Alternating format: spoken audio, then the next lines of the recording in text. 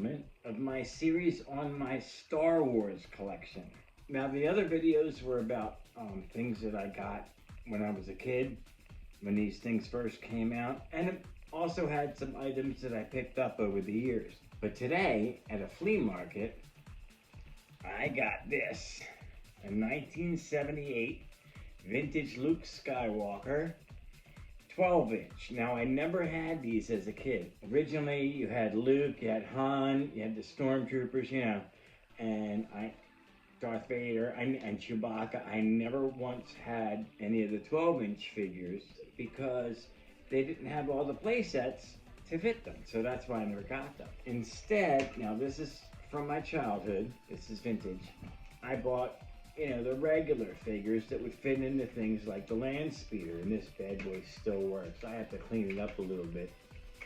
But even the front compartment, I remember putting that sticker in. I remember putting this together after I got it for Christmas, the year it came out. Because this was the only vehicle I had as a kid. What you see here, I added over the years, okay? Because this kid across the street, he got everything. He had the Death Star, he had everything. And this was the only vehicle I had during those, wonderful early days, and it still works. Now, you remember I told you I did have the Creature Cantina set, but that was it. Now, over the years, I picked up some things, and I just wanted to show you. This is from the Death Star. Okay, I have an incomplete set, but I just brought this piece out to show you because I have the cardboard and a gun and just some of the skeletons of it. I don't really have anything. It's by no means complete, but this is just the easiest to put on the table. I do have the monster that goes in there as well.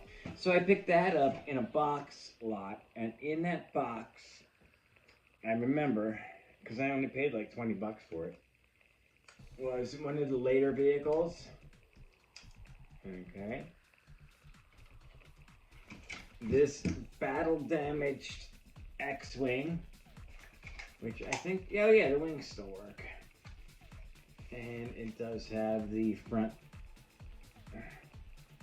ski there, which I always thought was pretty neat.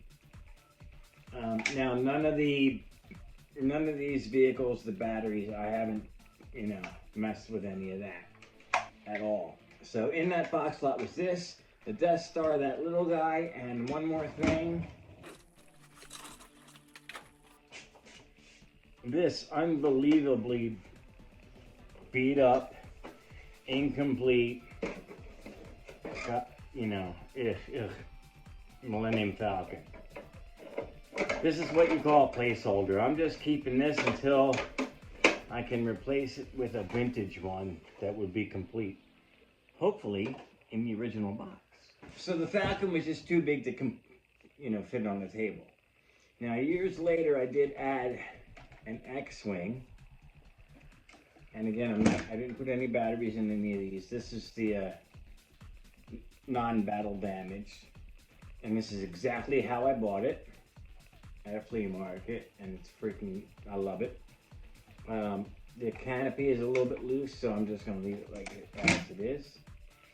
And one of my favorite vehicles in the Star Wars universe is a TIE Fighter. Now, my friend across the street had one of these, and I wanted this so bad. He even had the Darth Vader one. And this, I lucked out because a friend of mine is an antique toy dealer. He came across it, knew what I wanted, put it aside for me, so thank you so much.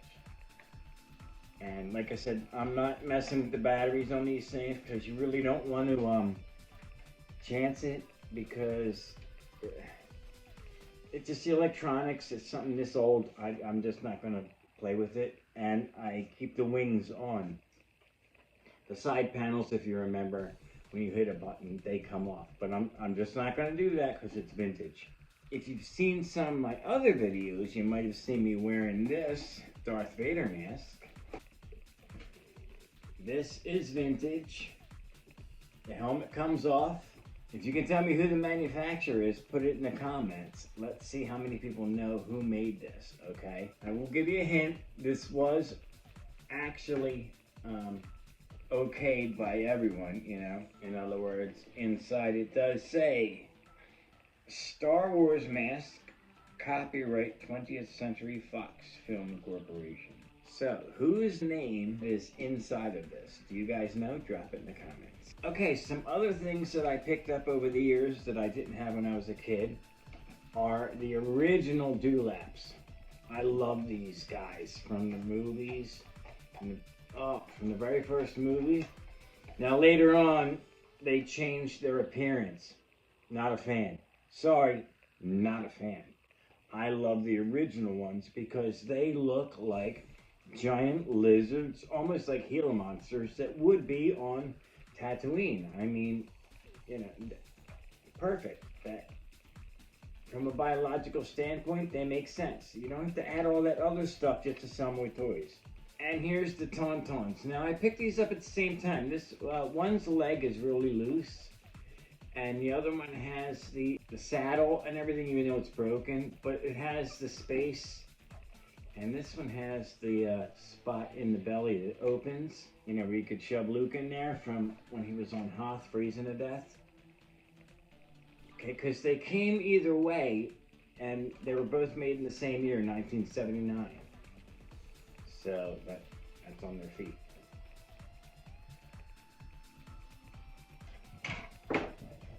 Okay, so even though I didn't have, you know, any of this stuff except for the land speeder when I was a kid, I was able to pick up odds and ends here and there, and of course they're completely incomplete.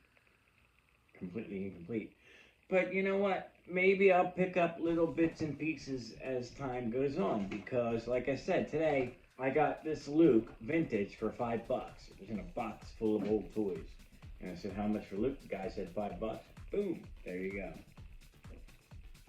So who knows, maybe I'll find the missing pieces, you know, in box slots coming up. Or if you guys know of any good places that deal in, you know, replacement parts for little things like that, or the guns or whatever, please let me know in the comments. I hope you guys enjoyed this little look to, you know, some more of my Star Wars collection. And if I find more, I will show it to you again in another episode. But thanks for watching, and please subscribe. See ya.